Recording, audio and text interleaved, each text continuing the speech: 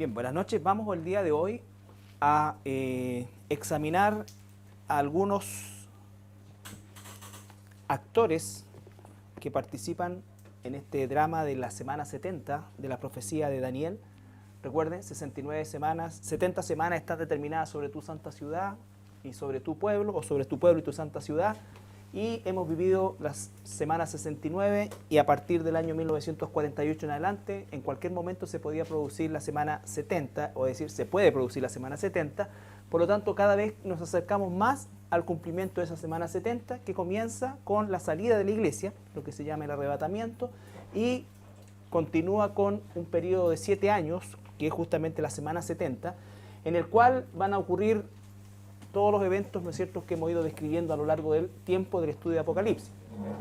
Ahora bien, el estudio de Apocalipsis lo hemos abordado principalmente en esta segunda parte en función de conocer bien la identidad y las características de estos personajes, ¿no es cierto?, porque para que lo repasen y lo vayan incorporando cada vez más, ¿no es cierto?, porque después cuando analicemos los eventos propiamente tal, vamos a entenderlos mucho mejor a partir del hecho de que tenemos un conocimiento de los personajes, ¿no es cierto? Vimos en primer lugar el anticristo, ¿no es cierto?, el falso profeta, los 144.000, los dos testigos, y el día de hoy vamos a ver en el capítulo 12 de Apocalipsis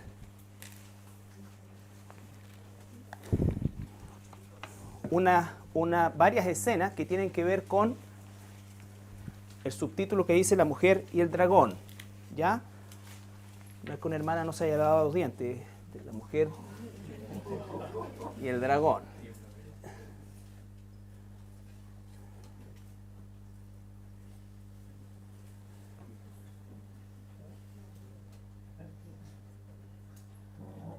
Ahora puede haber una mujer con dragón también, y un hombre.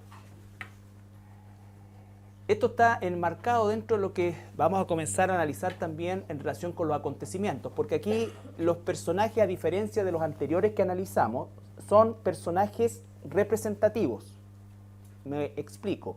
Lo que vamos a ver son personajes representativos en función, ¿no es cierto?, de acontecimientos que también están sucediendo. A diferencia de los anteriores que vimos, que son personajes literales. O sea, hay dos testigos, hay 144.000 judíos, ¿no es cierto?, hay un anticristo, hay un falso profeta. ¿Estamos? Entonces, alguien que por favor pueda leer el capítulo 12 de Apocalipsis y después, como es habitual, lo analizamos versículo por versículo. ¿Quién quisiera leerlo? Con buena voz y mejor dicción.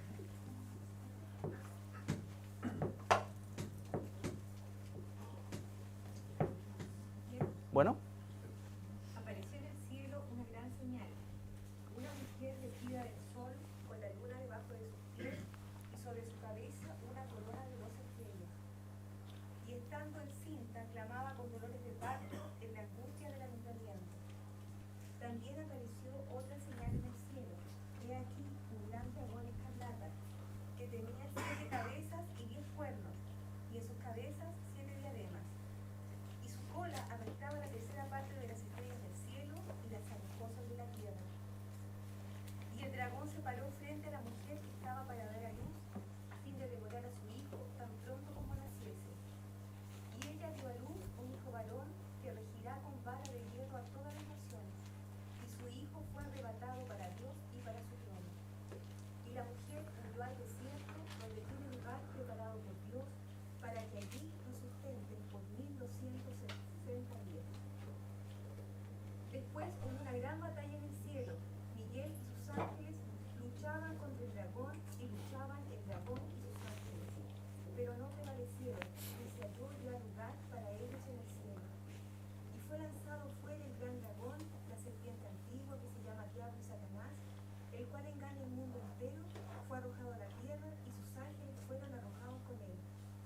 Entonces oí una gran voz en el cielo que decía: ahora ha venido la salvación, el poder y el reino de nuestro Dios y la autoridad de su Cristo, porque ha sido lanzado fuera el acusador de nuestros hermanos, el que nos acusaba delante de nuestro Dios día y noche.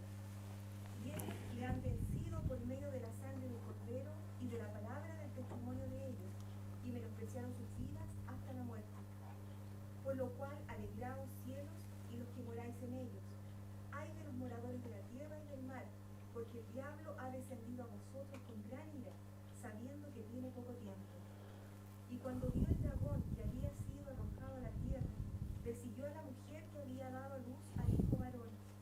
Y se le dieron a la mujer las dos alas de la gran águila, para que volase delante de la serpiente al desierto, a su lugar, donde es sustentada por un tiempo y tiempos y la mitad de un tiempo.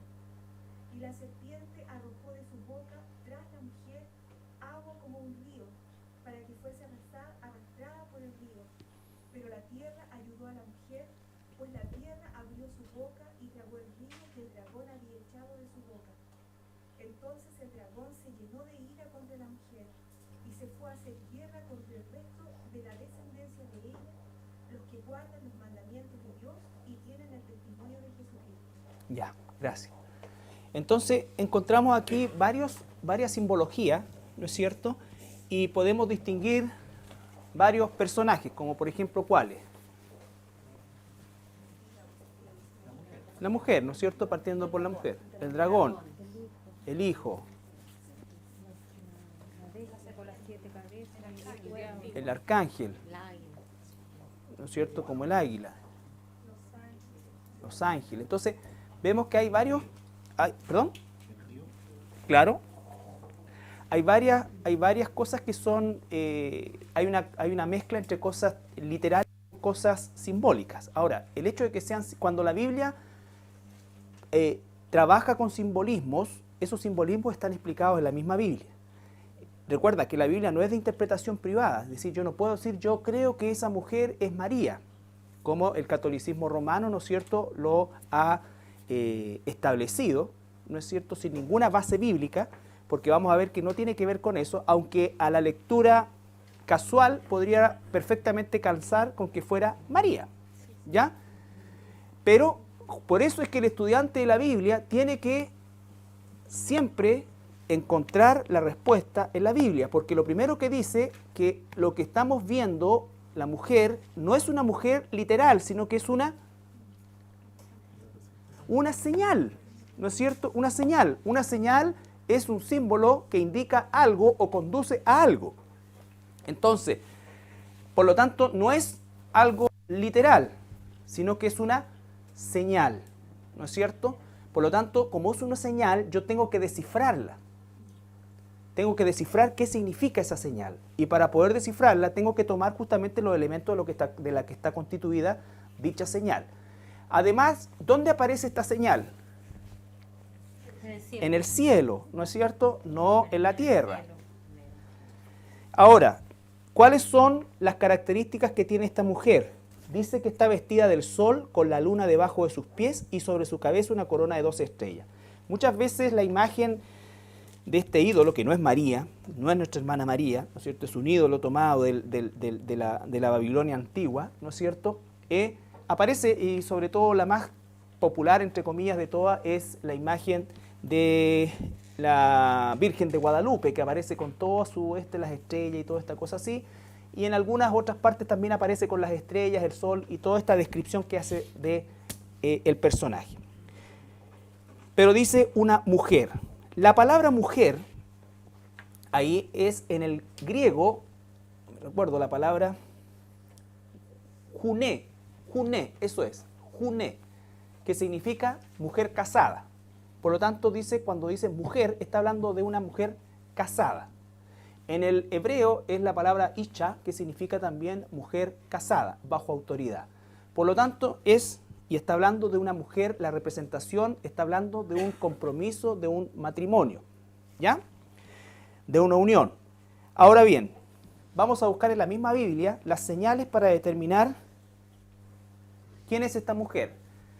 Lo primero es que vamos a ver que en el Génesis capítulo 3, versículo 15, hay una primera alusión a esta mujer. Hay teorías, ¿no es cierto? Una dice que es María, otra dice que es la iglesia y otra que dice que es el pueblo de Israel, la nación de Israel.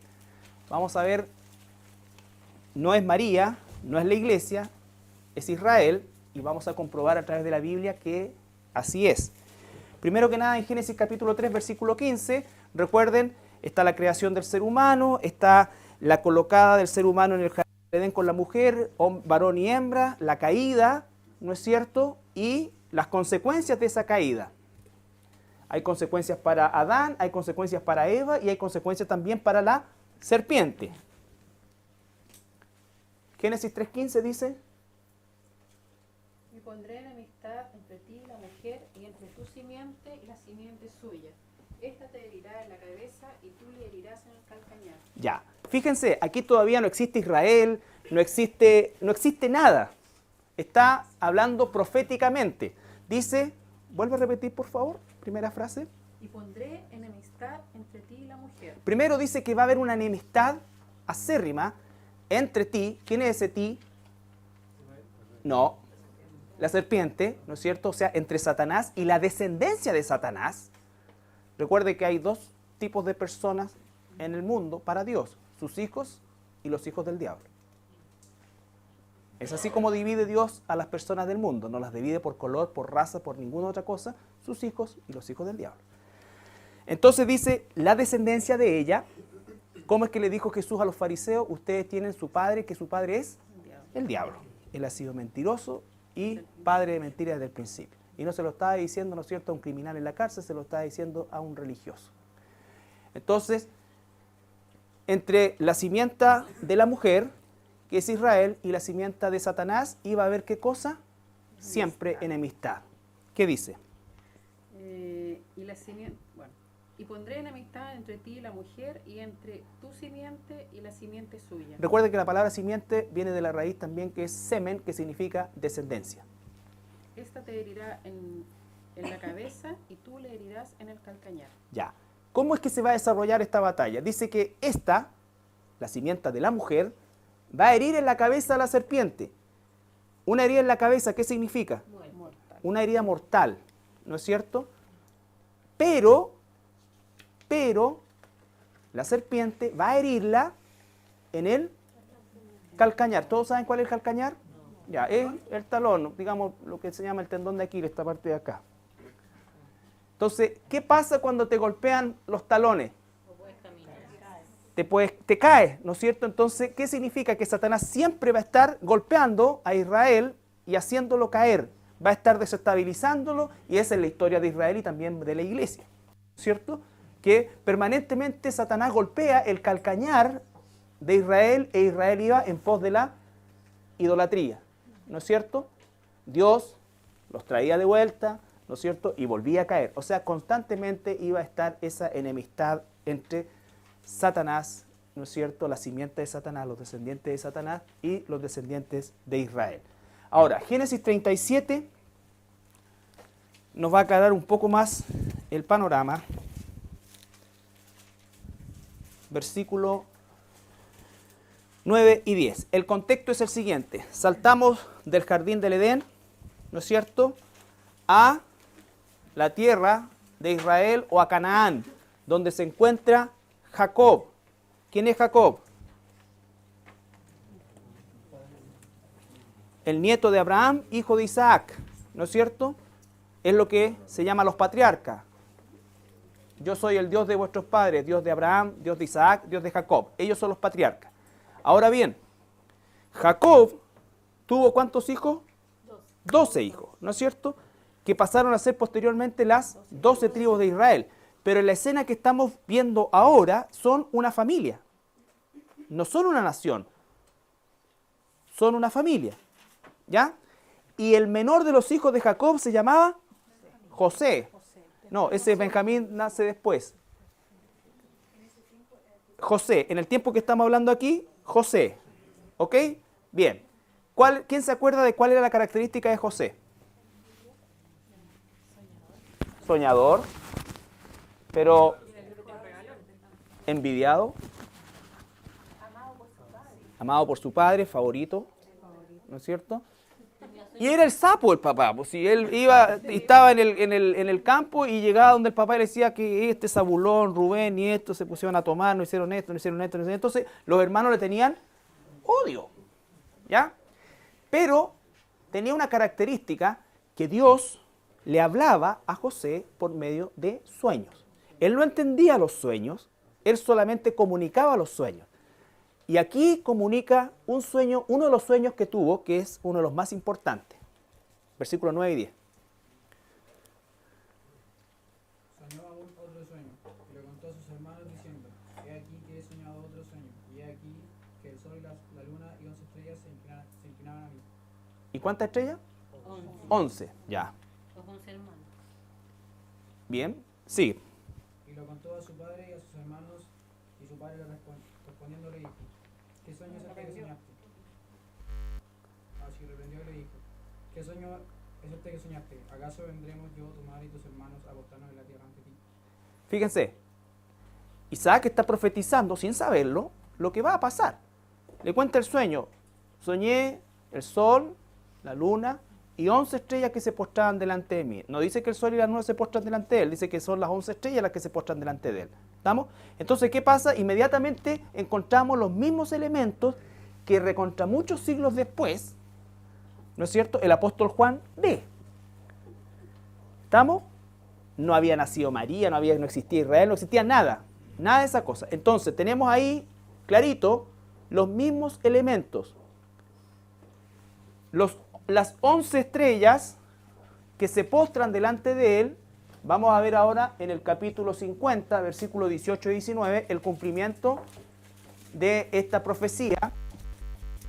Años después, cuando la hambruna viene a Canaán y, ¿no es cierto?, se lo bendice. Anita, bien, pues,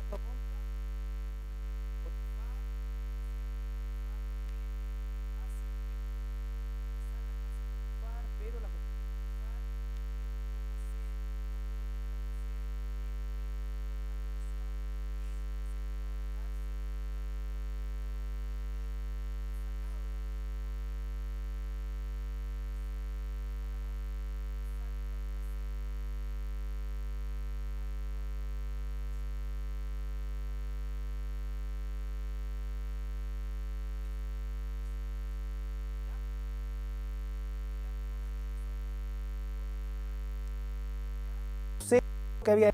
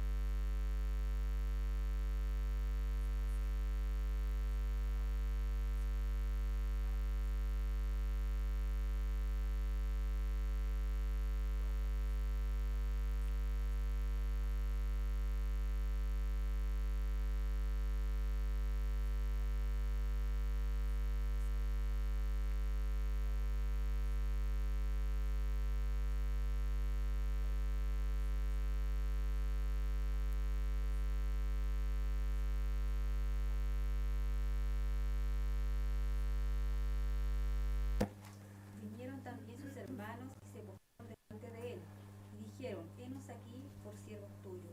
Y le respondió José, no temáis, ¿acaso estoy yo en lugar de Dios? Ahora, fíjense, ¿cuántos hermanos se postraron delante de él? 11, pero ya a esa altura, ¿cuántos eran? 12, porque había nacido Benjamín, ¿no es cierto? Pero ¿dónde estaba Benjamín? No, lo había retenido José. ¿Se acuerdan? Claro, Benjamín no se postró delante de él, el sueño se hace real. Se postran los 11 hermanos. ¿Estamos? Entonces, 11 estrellas. Ahora, ¿por qué Juan ve 12? Porque ve a José dentro de las tribus. Claro.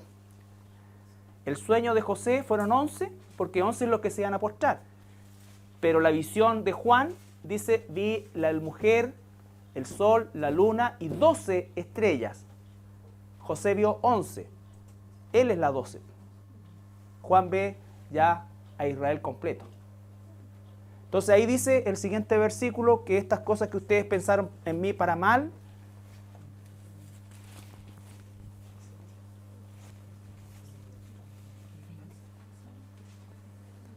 el siguiente versículo, Vosotros pensasteis mal contra mí, mas Dios lo encaminó a bien, para hacer lo que vemos hoy, para mantener en vida a mucho pueblo. ¿hay alguna duda por ahí?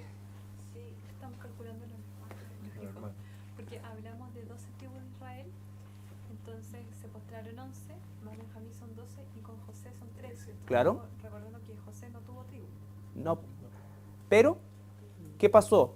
Apostató Efraín, apostató Dan, ¿y quién tomó el lugar de esas dos tribus? Hijos de José. Manasés. Manasés, el hijo de José, toma el lugar. ¿Por qué? Porque José no se casó con una mujer hebrea, se casó con una egipcia. El que hereda es el hijo mayor de José, Manasés. ¿Recuerdan ustedes las tribus de Israel? La tribu de Dan y la tribu de Efraín apostataron, ¿no es cierto? Y toma ese lugar de esas dos, la tribu de Manasés, que es representante de José, se le conoce como Manasés o José. Juan ve ya a las 12 tribus constituidas, pero llegaron a ser siempre 12. Es como el tema de los apóstoles. Es como el tema de los apóstoles, ¿no es cierto? Hay 12 puestos delante del trono de Dios para los apóstoles y 12 puestos para los representantes de las tribus de Israel en el trono de Dios. ¿Se entiende eso? O sea, finalmente llegan a ser 12. Lo que pasa es que escuchen bien, entre el sueño de José, los hechos de José y el sueño o la visión de Juan hay chorrocientos siglos. Solamente piensen que entre José y Moisés hay por lo menos 600 años. Imagínense, pongámosle 500, pero realmente fueron 600. 600 años entre José y Moisés. Entonces lo que estamos viendo es que esto es por decirlo alguna cosa, la profecía sobre Israel sin que todavía siquiera existiera como tal. Porque esta escena, fíjense lo que dice él, que el versículo 20 que quiero que leamos. Vosotros pensasteis mal contra mí, mas Dios lo encaminó a bien, para hacer lo que vemos hoy, para mantener en vida a muchos pueblos. A mucho pueblo, en singular, A muchos pueblos. refiriéndose a Israel, a mucho pueblo. Entonces fíjense, porque ¿cuántas personas entran a Egipto, a la tierra de Gosén, de la familia de Jacob? 70, ¿no es cierto? 70. ¿Y cuántos salen 420 años después? 2 millones. 2 millones. Imagínate qué dijo ahí 420 años antes José. Mucho pueblo. Él está hablando en un futuro profético. Porque Israel se forja como tribus en la esclavitud egipcia. Por eso es que después, ¿quién viene? Moisés los saca, ya siendo un pueblo gigantesco. ¿Y qué es lo que le da a Moisés? O Dios a través de Moisés. Leyes. Es decir, constituye lo que es la nación de Israel. De pueblo pasó a ser nación cuando tuvo su marco legal, ¿no es cierto?, dado por Moisés. ¿Se entiende eso? ¿Ya? Pero ¿qué es lo importante? Que vemos los elementos de Apocalipsis.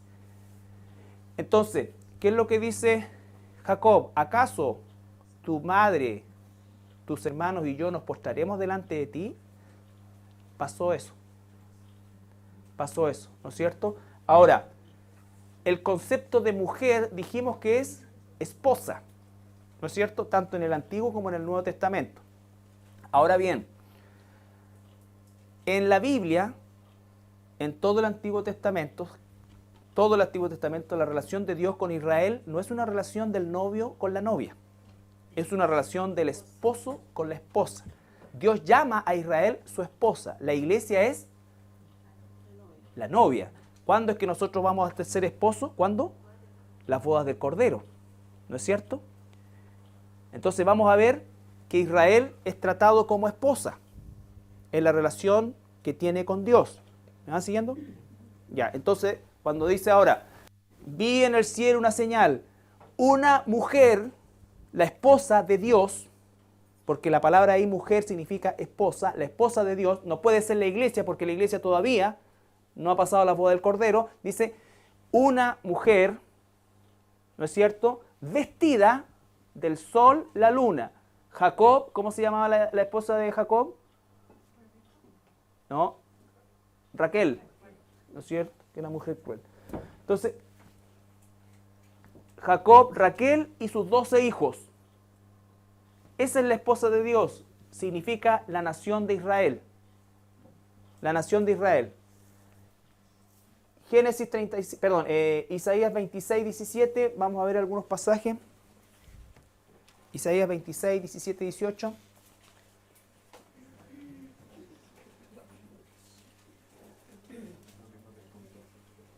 Como la mujer encinta, cuando se acerca el alumbramiento, gime y da gritos de sus dolores, así hemos sido delante de ti, oh Jehová. Concebimos, tuvimos dolores de parto, dimos a luz viento. Ninguna liberación hicimos en la tierra, ni cayeron los moradores del mundo. Ya, está hablando siempre y hace una relación que las situaciones con Israel siempre tienen que ver con que va a dar a luz algo. Va a dar a luz algo. La iglesia no dio a luz a Jesús. Jesús dio a luz a la iglesia. ¿Ya? Pero Israel dio a luz ¿a quién? Al Mesías. ¿No es cierto? Entonces, veamos 66, 6 y 9. Isaías 66, 6 y 9. Ahora cuando leemos Isaías o cualquiera de los libros de los profetas, nosotros, y sobre todo si lo estamos citando en función del Apocalipsis, tenemos que tener una visión mucho más panorámica de la Biblia, porque de repente nos va a llevar al pasado, al presente y al futuro en un par de versículos. Esa es la gracia que tiene la interpretación del libro de Apocalipsis. Isaías 66.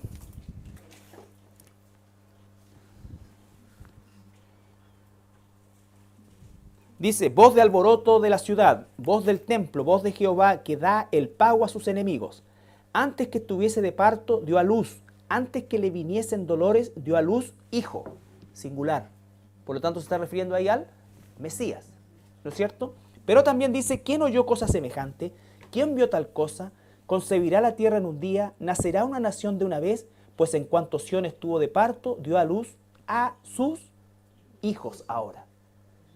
Y eso se refiere al nacimiento de Israel, pero no al nacimiento del Israel de ese momento, porque el profeta Isaías está escribiendo en qué circunstancia. Cautiverio, ¿no es cierto? E Israel, después del cautiverio babilonio y asirio, nunca más volvió a ser una nación independiente, porque cuando reconstruye con Nehemías el templo y todas las otras cosas, pasa un poco de tiempo y son conquistados por los romanos. ¿Ya? Por lo tanto, se está refiriendo al nacimiento, y aquí nos lleva al futuro, o sea, del nacimiento del Mesías, nos lleva al nacimiento del moderno Estado de Israel, que fue, en un día, se formó una nación. El 14 de mayo de 1948, David Ben-Gurión declara ante el Parlamento, entre comillas, ¿no es cierto?, de Israel, el nacimiento del moderno Estado de Israel, Eretz Israel, la tierra de Israel, en un día. ¿Ya? Entonces, se está refiriendo este pasaje al nacimiento de Israel, ¿no es cierto? ¿Qué es lo que estoy queriendo decir con esto? ¿Para qué traemos todos estos versículos? Es que la relación que existe, ¿no es cierto?, viene de antes, porque cuando leemos que la mujer está con dolores de parto, es una visión pretérita llevada al futuro, en el caso de Isaías, ¿no es cierto?, pero en el pasado ya para nosotros, porque el Mesías ya nació. ¿Me explico? ¿Sí? Para Isaías es futuro, pero para nosotros es pasado. ¿Ya? Pero este versículo se refiere a la nación de Israel actual. Al moderno Estado de Israel, porque Israel, una vez que cayó el reinado de Salomón, hubo una sucesión de ¿cuántos reyes? ¿Se acuerdan los reyes del norte y del sur? Quedó la Tendalá hasta que fueron llevados cautivos. 20 reyes del sur, 19 reyes del, 20 reyes del norte, 19 reyes del sur, todos hicieron lo malo delante de los ojos de Jehová, y entonces Jehová los entregó al cautiverio babilonio. Después que regresaron de Babilonia, es cierto que ellos reconstruyeron el templo, las murallas, todo eso, pero estuvieron siempre bajo el dominio babilonio, que después de ser un dominio pasó a ser un dominio medo-persa. O sea, no eran libres. Se les permitía, al igual que ocurrió con el Imperio Romano, desarrollar su religión y tener sus leyes bajo, ¿no es cierto?, el yugo, en ese caso del Imperio Medo-Persa y después del Imperio Romano. O sea, Israel nunca más volvió a ser nación. Nunca más volvió a ser nación, aunque vivían como pueblo, pero no eran nación. ¿Me explico? Fueron nación cuando sus leyes los regían al 100%. Ahora ya eran cautivos y ellos, algunas leyes de carácter religioso, cuando iban delante de los comisarios, por decirle medo-persa, y oye, este otro no guardó el Shabbat, así que vengo a denunciarlo. Es una cuestión entre ustedes. Es una cuestión entre ustedes. Es como cuando lo llevan a Jesús. Pilato dice, oye, pues esto es una cuestión entre ustedes, yo no encuentro nada, no encuentro culpable de ningún delito. Entonces tuvieron que encontrar un delito, ¿no es cierto?, que penara el gobierno romano para que Jesús fuera condenado. Porque aun cuando los judíos tenían libertades en sus leyes, para ellos no les era permitido la pena de muerte, ejecutarla por su propia cuenta. ¿Ya? Ok. Entonces, dígame. En Deuteronomio, cuando está Moisés, antes de traspasar el Jordán, están las leyes de la obediencia y las leyes de la desobediencia. Ahí también leí como que hace alusión a las profecías de como que Israel no quería ser nación, Sí. quería dispersar. O sea, también. Sí, hay profecía en el Antiguo Testamento, está plagado de profecía de la dispersión y de la reunión. Por ejemplo, hay una diferencia entre la caída de la nación de Israel con la dispersión del pueblo de Israel. Porque el año 70 después de Cristo, el general Tito, ¿no es cierto?, el general Tito enviado por Vespasiano, ¿qué es lo que pasa? Destruye Jerusalén, destruye el templo, y dispersa a los judíos, al pueblo judío lo dispersa por todo el mundo, pero el pueblo no era nación. ¿Se nota la diferencia? Entonces, una cosa es la caída de la nación de Israel y otra cosa es la dispersión del pueblo de Israel. ¿Ya? Entonces, ¿qué es lo que ocurrió el año 48? Las dos cosas a la vez. Se juntó el pueblo y en un día se transformó en nación. Ese es el milagro, ¿no es cierto? Tal como dijo David Ben Gurión, el hombre o el israelita que no cree en los milagros de Dios es un necio, porque es un milagro que en menos de 24 horas, aun cuando esto se estaba gestando con muchas dificultades, pero en 24 horas las Naciones Unidas hicieron una votación relámpago, inédita para la época, porque piensen ustedes que no existía el sistema de comunicaciones que existen ahora, teleconferencia y todo lo que pueda haber, sino que de una manera inédita se consiguieron los votos mínimos para poder darle a Israel el pase para que se constituyera como una nación. Eso es lo que profetiza Isaías. Ahora, ¿qué es la gracia de esto?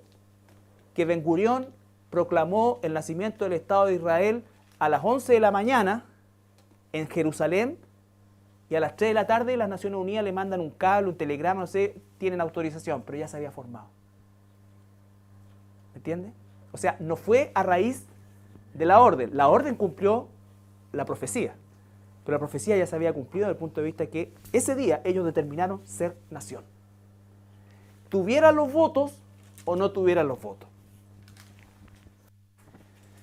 Me cansé. Ya.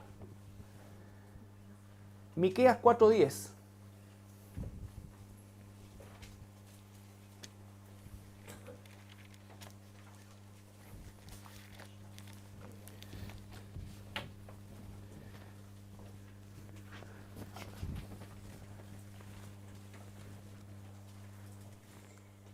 Duélete y gime, hija de Sión, como mujer que está de parto, porque ahora saldrás de la ciudad y morarás en el campo.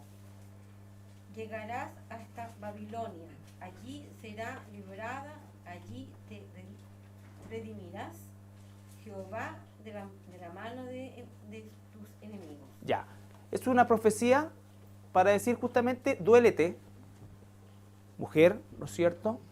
Gime, y está teniendo relación con el cautiverio babilonio, ¿no es cierto? Vas a ser llevada al cautiverio, pero después te voy a sacar de ahí. Solamente para hacer alusión de este vocabulario que utiliza Dios con Israel, que no lo utiliza con la iglesia.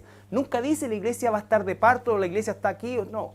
El apóstol Pablo dice, yo vuelvo a ustedes, ¿no es cierto?, como dolores de parto, vuelvo otra vez a sentir por ustedes, ¿no es cierto?, lo mismo que sentí al principio. Pero es la única alusión, pero es la alusión de Pablo hacia cristianos en cuestión. Pero Dios nunca tiene una relación así con la iglesia. Siempre es con Israel. Ahora, Jeremías, capítulo 2. Gracias, Pablito. Me queda 5:2, ¿no? No, que ahí dice, y tú, Belén Efrata, pequeña entre las comarcas, de ti saldrá el Salvador.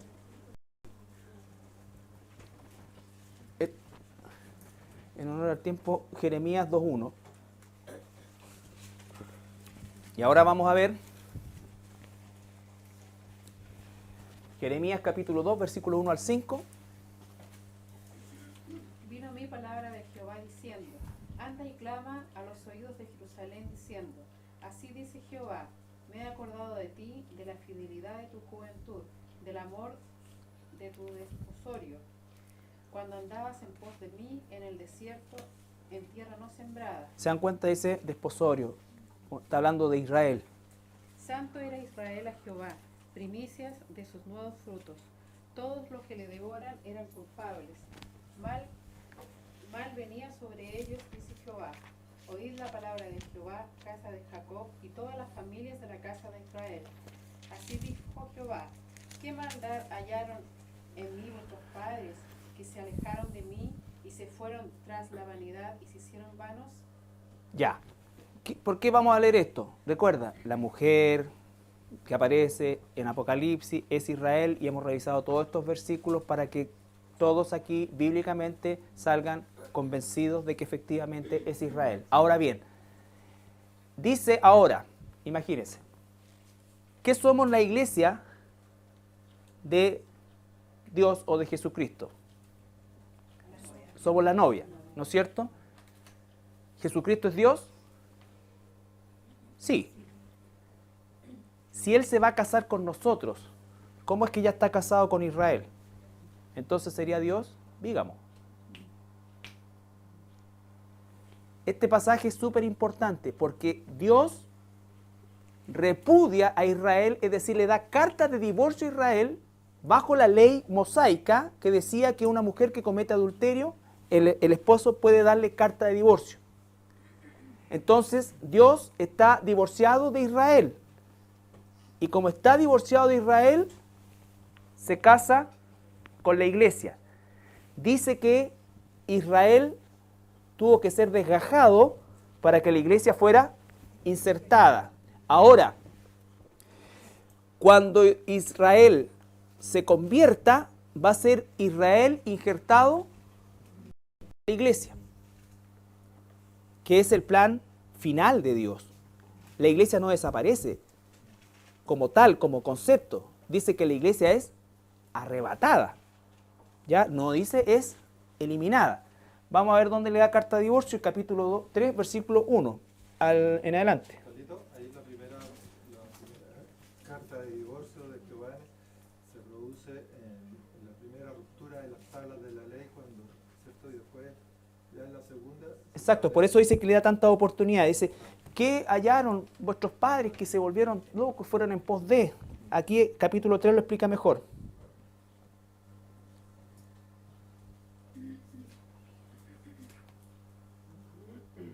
3, versículo 1 en adelante.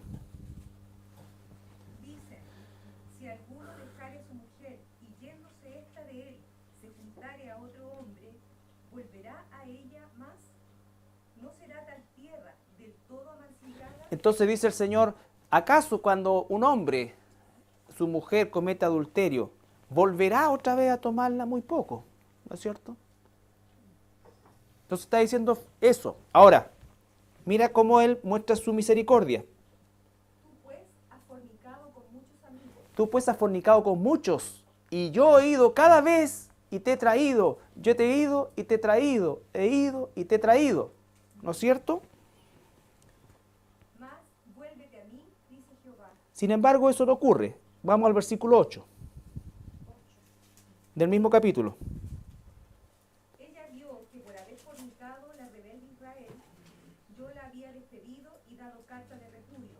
Pero no tuvo temor la rebelde Judá, su hermana, sino que también fue ella y fornicó. ¿Te das cuenta? Entonces dice, y habla todo el capítulo 2, 3 de la rebeldía. ¿Recuerda usted que el concepto de fornicación en el caso de Israel o de adulterio era que Israel, cada vez que Satanás le golpeaba en el calcañar, se iban detrás de dioses, de ídolos, de todo esto y pecaban? Y Dios, ¿no es cierto?, los reprendía, pero después los traía cautivos allá, los sacaba, los levantaba, los restituía. Pero vale decir que ahí se muestra la misericordia de Dios con su pueblo Israel, porque Dios dice, bueno, cuando una mujer adultera en contra de un hombre, ese hombre le va a costar volver a tomarla, ¿no es cierto? Sin embargo, tú has adulterado cuántas veces, yo cuántas veces te he restaurado, pero llegó el momento en que te doy carta de repudio, carta de divorcio.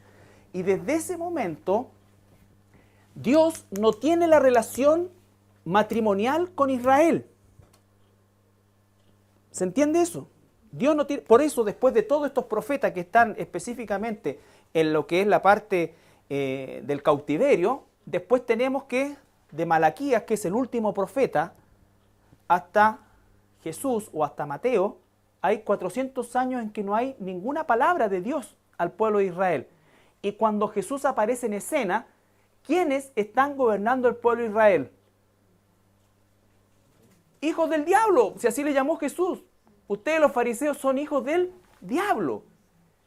Dios estaba fuera de eso, aunque existía el templo y Dios, ¿no es cierto?, respetaba las leyes, no había una relación entre Dios y los religiosos de Israel y la nación de Israel. Por eso es que cuando los discípulos le dicen, mira, ¿no ves este templo, qué maravilloso, los edificios? Dicen, no va a quedar piedra sobre piedra. Ustedes van a ser dispersados por todo el mundo. ¿Ya? Ustedes van a ser dispersados por todo el mundo. Entonces, ahora, cuando un judío, por eso es que, cuando supongamos que un judío ortodoxo, rabino, se convierte al cristianismo, ¿qué tiene que pasar?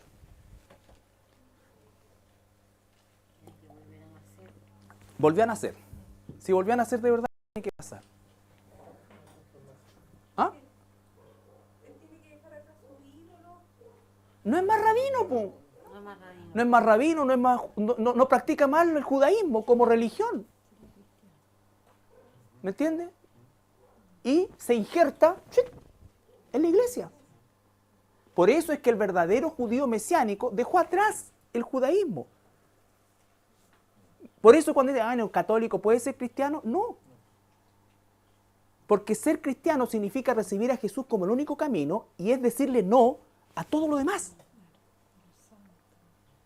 El cristianismo no solamente es exclusivo, sino que además es excluyente. No es solamente decirle sí a Jesús, sino que es decirle no a todo lo demás. Ese es el cristianismo. Por eso es que la gente se confunde, ¿no es cierto? No, si yo también creo en Jesús. Creo en Jesús, creo en Expedito, creo en este, creo en esto, creo en esto, creo en esto, creo en esto. Y cualquier cosa que me haga bien, yo lo asumo. El cristianismo bíblico no es así. Por eso es que es tan incisivo. Por eso es que es tan punzante. Por eso es que la gente te va a decir, pero ustedes son tan cerrados. No, si no somos nosotros los cerrados. El camino es angosto. Muchas veces nosotros decimos la puerta es estrecha, pero nos olvidamos que el camino es angostito. Es angostito. No da para esto. Jesús. El único camino, la única verdad, la única vida. Entonces, nadie puede ser cristiano católico. Nadie puede ser cristiano mormón, cristiano testigo de Jehová. Por eso es una aberración herética espantosa cuando la gente dice, ustedes que eso no son y hablan de los cristianos y meten en el saco a todos. No, eso es una aberración histórica, así como ha ocurrido la aberración histórica a lo largo de todo el tiempo cuando dice que el mundo cristiano, que en Israel están las tres religiones, el cristianismo, y muestran las catedrales, ¿no es cierto? El Islam, muestran la mezquita y está bien, e Israel, ¿no es cierto? Y muestran el muro, está bien, pero cristianos, esos no son. Porque si fueran cristianos, no tendrían ni la mitad, ni la cuarta, no tendrían ni un ídolo, y no sería una cosa totalmente distinta. Entonces, cuidado con eso, porque ser cristiano significa no solamente decirle sí a Jesús, sino que también significa decirle no a todo lo demás. Si un judío hoy día se convierte, se le llama judío mesiánico, porque es judío de nación, de linaje, de sangre, pero es cristiano. Y significa que ya no tiene este paquete religioso. ¿Ya? Entonces, ¿por qué es tan importante esto? Porque Dios ya se desconectó de Israel como esposa, como esposo, le dio carta de divorcio. ¿Eso significa que los judíos tienen que cambiar a ser cristianos? Por eso es que hemos estudiado esos 7 años, pues. ¿En qué posición se encuentra hoy día Israel? Con un velo. Por eso es que si fueran cristianos o si fueran realmente en este momento Dios estuviera con ellos, jamás reconocerían al anticristo como Mesías. Pero Dios no está con ellos. Lo que no significa que Dios no está en control del plan. Pero Dios en este momento ha determinado eso. Hay un velo sobre ellos y ellos van a reconocer al anticristo como su Mesías y se van a equivocar. Pero después dice Romanos que todo Israel será salvo. ¿Cuándo va a ser todo Israel salvo? Cuando caiga ese velo a la mitad de la semana 70 y se den cuenta que ese no es el Mesías. Pero ¿qué va a pasar? Y aquí, como no lo alcanzamos a ver hoy día, que el dragón se fue a hacer guerra contra todos los descendientes de la mujer, que son los israelitas, porque el anticristo físicamente va a estar en Jerusalén, y los primeros que va a empezar a perseguir y a matar van a ser a los israelitas. ¿Ya? A los israelitas. Y finalmente Romanos 9, 3 al 5.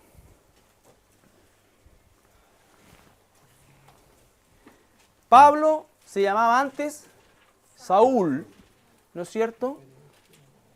Y él dijo que era judío de judíos, que había puesto toda su... Él más que nadie tenía razones para creer en la carne, quién era, y ta. Y mira lo que dice ahora.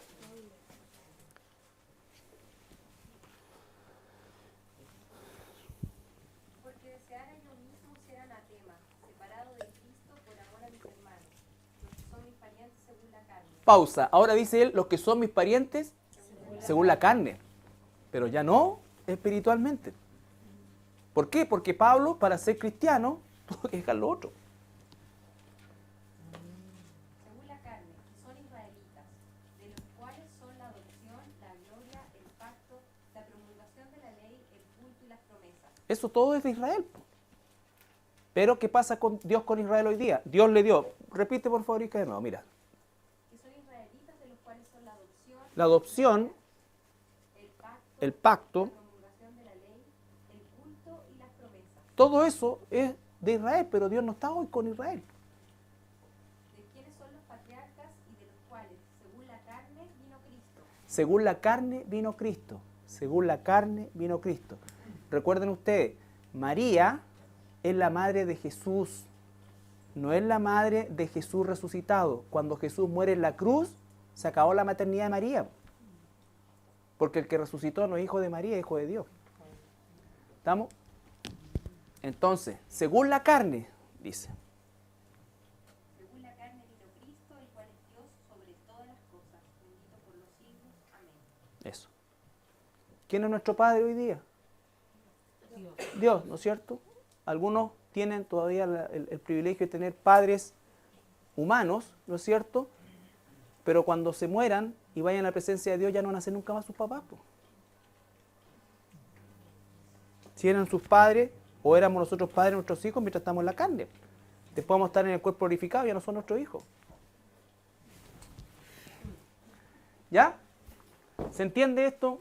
Es un poco complicado, por eso repásenlo, pero lo importante es que quería enfocarme solamente en los 2 primeros versículos del capítulo 12.